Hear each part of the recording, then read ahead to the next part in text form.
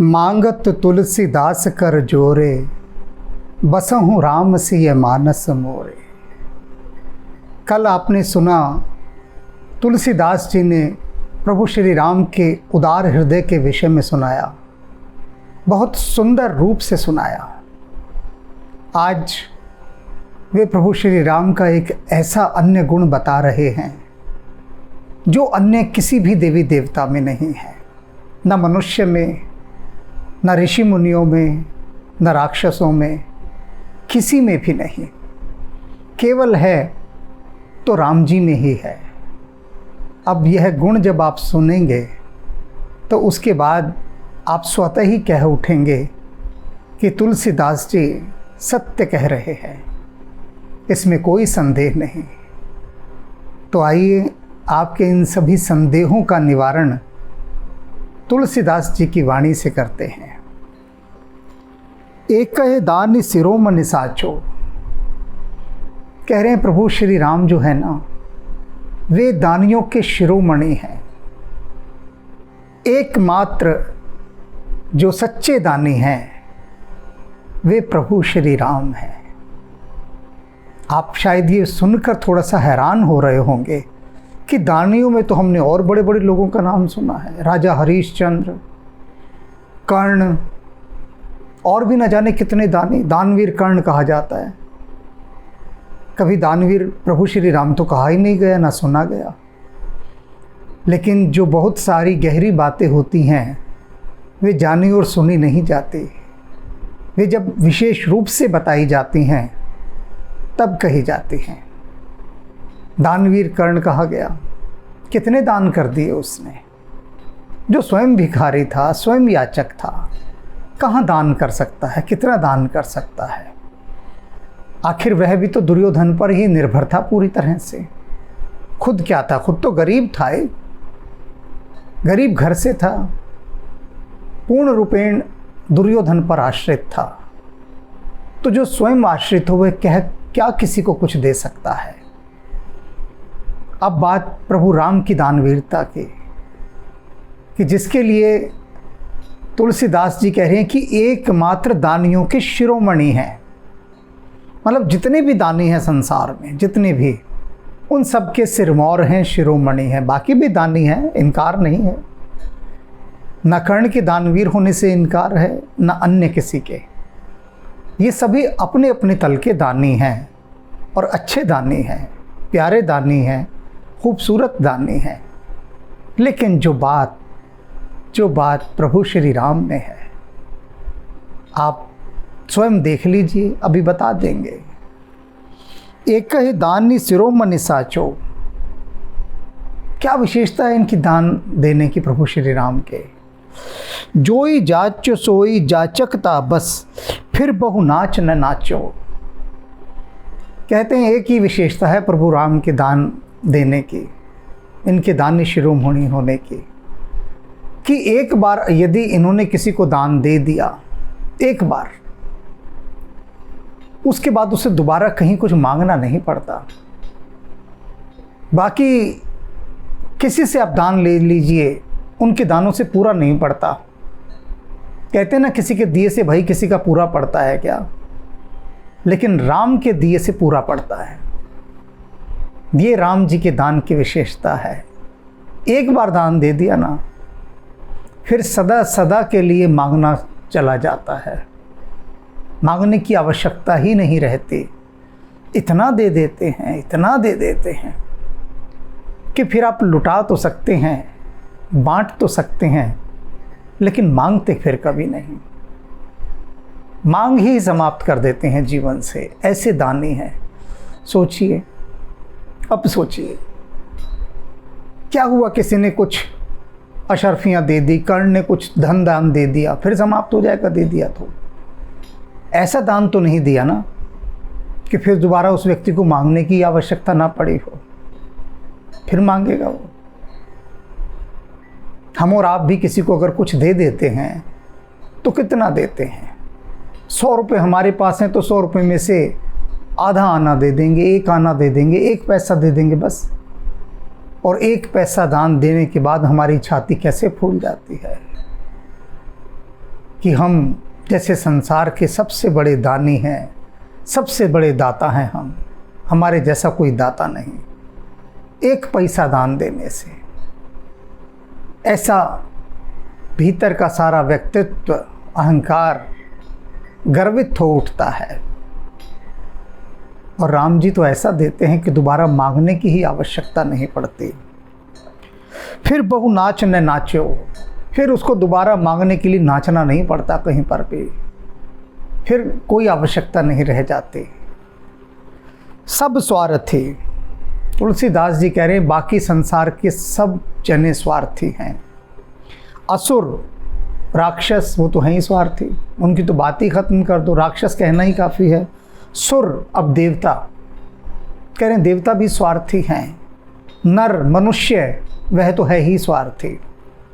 मुनि को न देत बिन पावे, ये सारे लोग जो तुलसीदास जी ने गिनाए, राक्षस, देवता, मुनि, मनुष्य, कहते ये सब ऐसे लोग हैं जो जब तक कुछ लेते नहीं तब तक कुछ देते भी नहीं।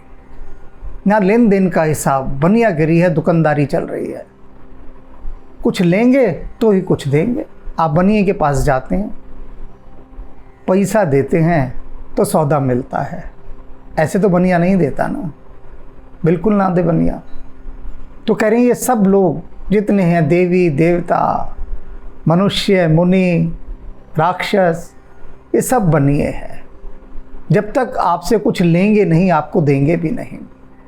ये तो इनका हाल है सब स्वार्थी देवी देवताओं, मनुष्यों, ऋषि मुनियों का। कौशल पाल कृपाल कल्पतरु, और कहते हैं ये कौशलपति कृपालु प्रभु श्री राम, ये तो कल्पतरु हैं, मनोवांछित फल देने वाले हैं। द्रवत सुकृत सिर नाये, ये कुछ नहीं लेते। आपने बस हाथ जोड़कर प्रणाम किया, बस आपकी बात बन गई, काफ़ी है, और कुछ नहीं चाहिए। और बाकी देवता, मनुष्य, नाग, किन्नर सिर पटकते रहो वहाँ पर। सिर झुकाना तो दूर की बात है, सर पटक पटक के मर जाएंगे, लेकिन ये पसीजेंगे नहीं।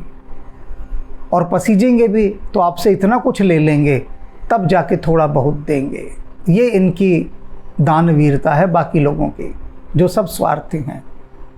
और प्रभु श्री राम वे तो कल्पतरु हैं। बस आपने एक बार सिर झुकाकर नमस्कार क्या किया, सब कुछ दे डालते हैं। हर हूँ ओ अवतार आपने राखी वेद बढ़ाए, और कहते हैं केवल ये नहीं, राम के रूप में ही आपने वेदों की इस मर्यादा को रखा है कि जो आपके शरणागत होकर आएगा आप उसकी रक्षा करेंगे, उसका पालन पोषण करेंगे। प्रत्येक अवतार में आपने ऐसा किया। जब आप कृष्ण के रूप में अवतरित हुए तब भी आपने अपनी यह मर्यादा छोड़ी नहीं, तब भी बनाए रखी। कैसे? ले चिवड़ा निधि दई सुदामा ही, सुदामा से थोड़ा सा चिवड़ा लिया था। चिवड़ा कुटे हुए चावल को कहते हैं, पोहा भी जिसको कहते हैं, आपने सुना होगा, रूखा सूखा सा चिवड़ा। अब आपको कोई एक चिवड़ा एक मुट्ठी खिला दे दोस्ती में, और 20 साल बाद क्या आप उसके नाम कोठियाँ कर देंगे? बहुत हुआ तो घर बुला के एक कप चाय पिला देंगे, बाज़ार से बर्गर पिज़्ज़ा लाकर खिला देंगे, कुछ डोसा वोसा मंगवा देंगे कि भैया खा ले, और नमस्ते जयराम जय की, और सुन दोबारा मत आइयो यहाँ मेरे पास। बहुत हुआ, चिवड़ा खिलाया था ना बचपन में, तो बस खिला दिया।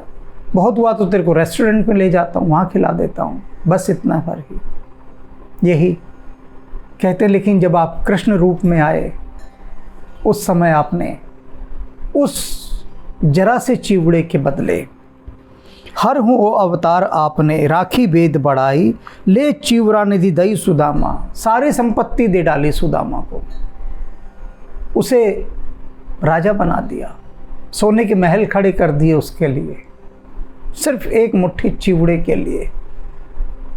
सुदामा कह रहे हैं कि कृष्ण ने मुझे इतना दिया कि मुझे फिर मांगने की आवश्यकता नहीं रही। ये सुदामा का कहना था, और ये बात प्रभु राम के लिए तुलसीदास जी ने अभी कही। कि जिसे आप दे देते हैं उसे सुदामा को फिर मांगना पड़ा कुछ क्या? जिसके सोने के महल खड़े कर दिए प्रभु श्री राम ने। श्री राम ही तो थे, जो कृष्ण है वही राम है।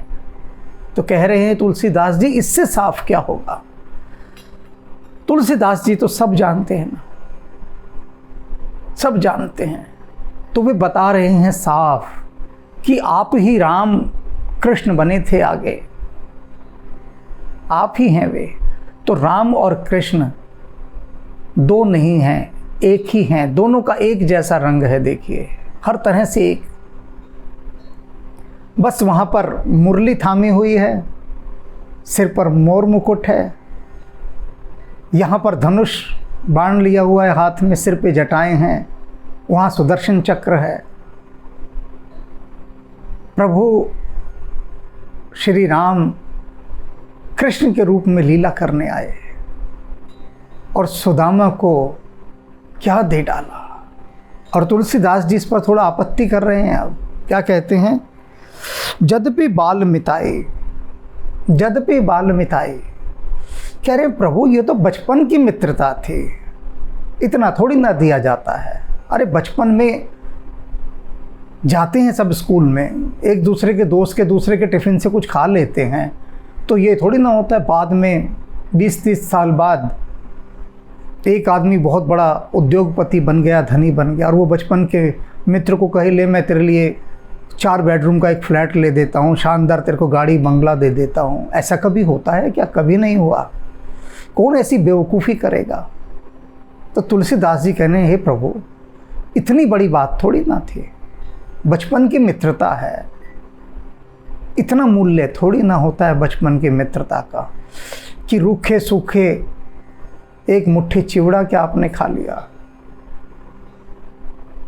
और सुदामा जैसा गरीब बच्चा जो चिवड़ा लाएगा कितनी घटिया क्वालिटी का होगा, कोई ब्रांडेड कंपनी का थोड़ी ना होगा, कोई ऑर्गेनिक चिड़वा थोड़ी ना होगा, वो हद दर्जे का घटिया होगा जिसमें कूड़ा करकट भी मिला होगा।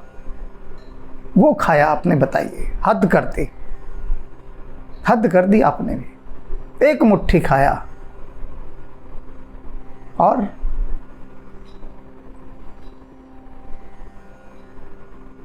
आ गया एक दिन,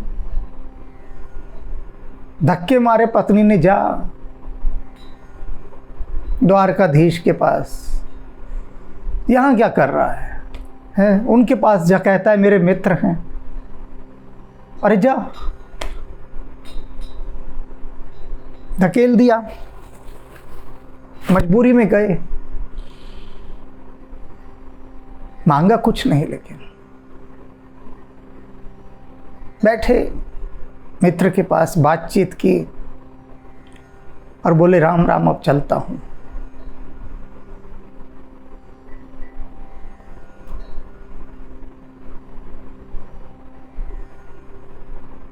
लौट आए।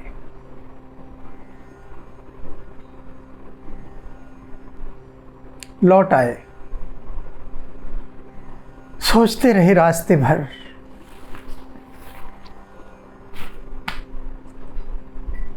क्या कहूंगा घर जाकर।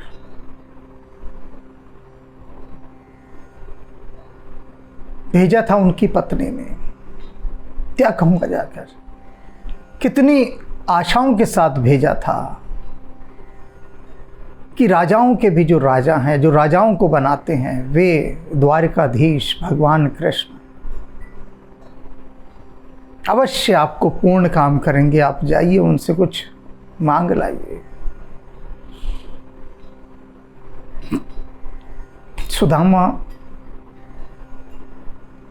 हद दर्जे के स्वाभिमानी, हद दर्जे के, कुछ नहीं मांगा। मन मन में सोचते रहे, जब लौट रहे थे सोचते रहे, इसे दिखाई नहीं दिया। वैसे कहलाता है अंतर्यामी, जाननहार, सब कुछ जानन जान। लोग क्या क्या कहते हैं इसके बारे में कि ये कृष्ण तीनों लोकों का स्वामी, और इसे अपने मित्र की गरीबी तक तो दिखाई दी नहीं। बहुत कुछ सोचते आते।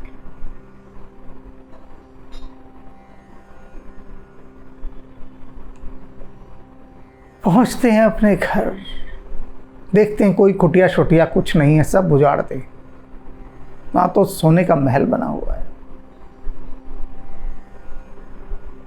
बहुत घबराए पछताए कि लो, इस कृष्ण के चक्कर में तो मेरी झोपड़ियां भी गई। पता नहीं किसने मेरा घर उजाड़ दिया, कहाँ मेरे बच्चे होंगे, पत्नी होगी। ये सब कुछ इस कृष्ण के चक्कर में बर्बाद हो गया। अच्छा भला घर था, कम से कम घर होता तो देख तो लेता कौन तोड़ रहा है घर मेरा। तुलसीदास जी कहते हैं, ज्यादा दे दिया, इतना नहीं दिया जाता, लेकिन आपने अपनी वह देने की आन बान और शान सदा बनाए रखे कि जिसे एक बार दे दिया तो दोबारा भिखमंगा नहीं बन सकता, राजा ही रहेगा। सदा सदा के लिए राजा बना दिया। तो ये भगवान राम जब भगवान कृष्ण के रूप में अवतरित हुए, तब भी उन्होंने अपनी इस मर्यादा को ज्यों का त्यों रखा।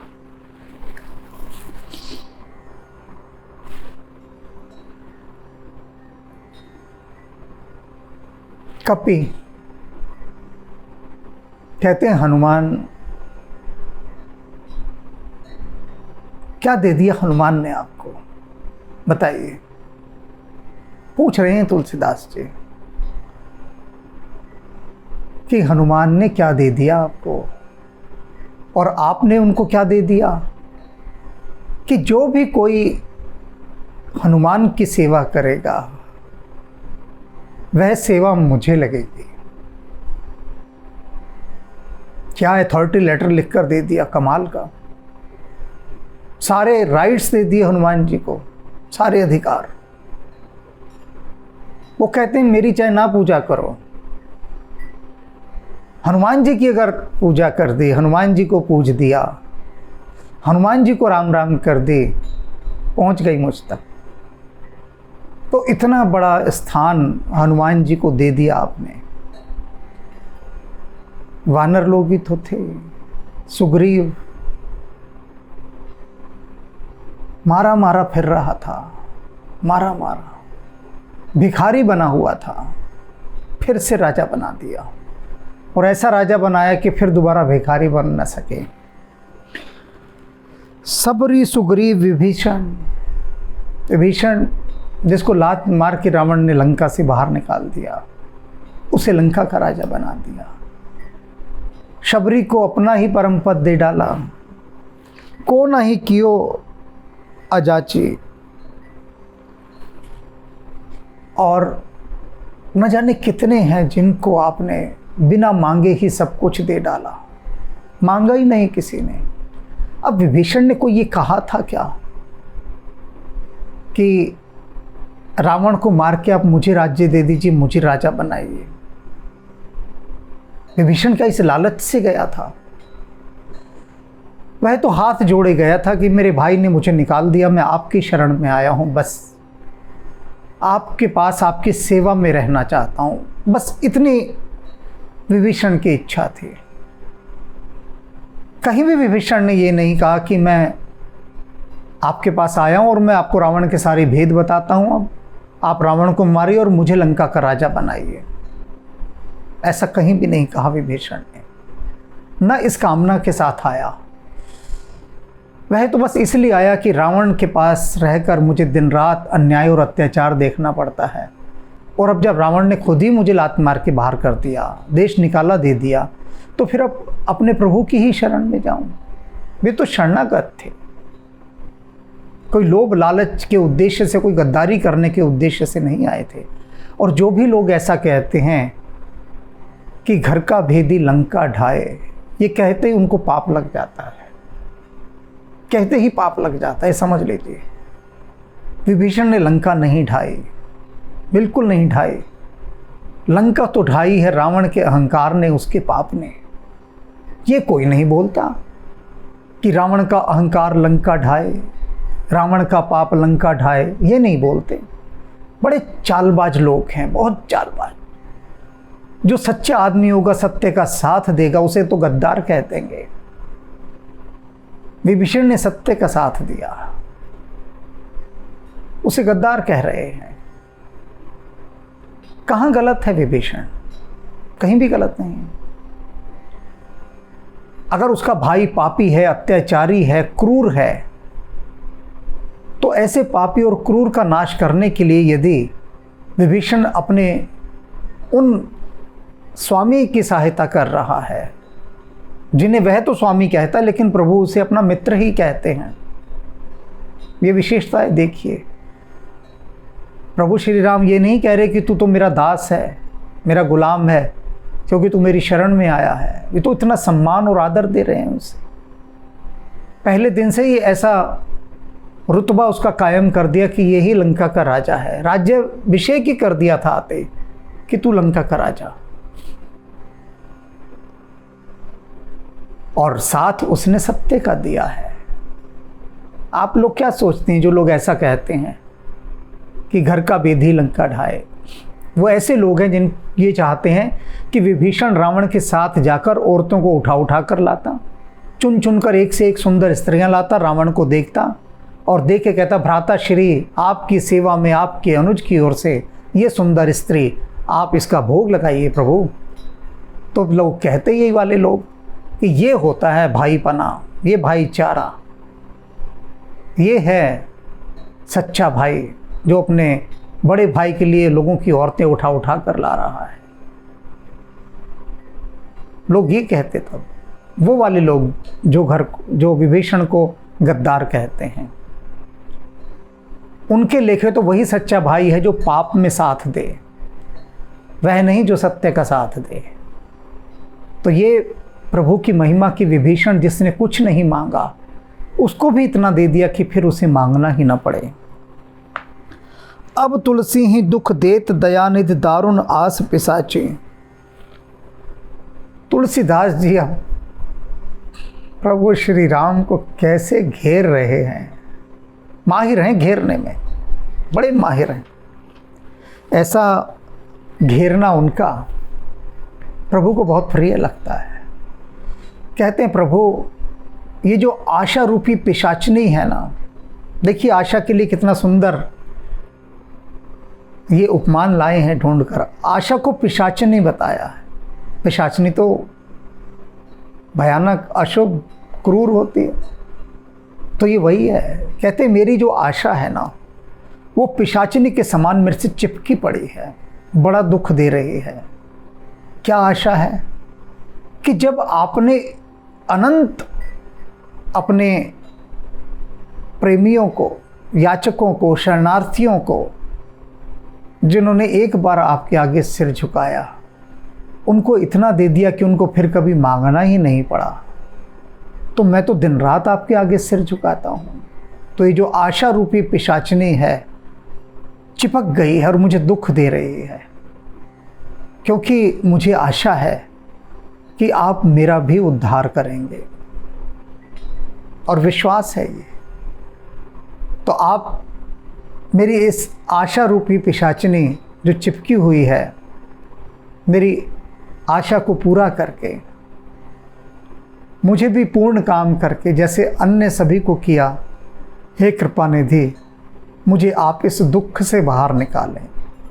यही दुख कि आपकी कृपा मुझ पर क्यों नहीं हो रही, और यह आशा कि अवश्य होगी, इस ऊहापोह से बाहर निकालिए और मुझ पर कृपा कीजिए प्रभु।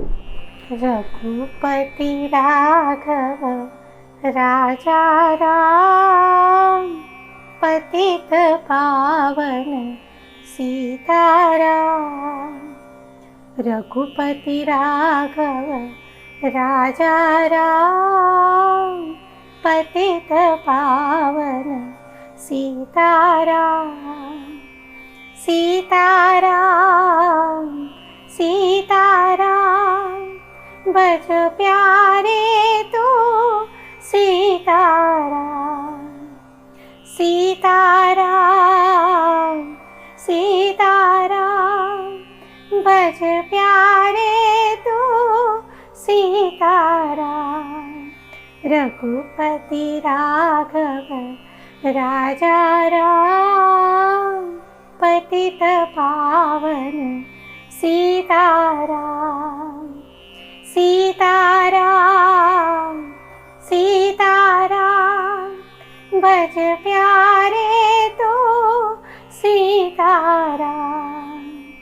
सीताराम सीताराम बज प्यारे तो सीताराम रघुपति राघव राजा राम पतित पावन सीताराम पतित पावन सीताराम पतित पावन सीताराम।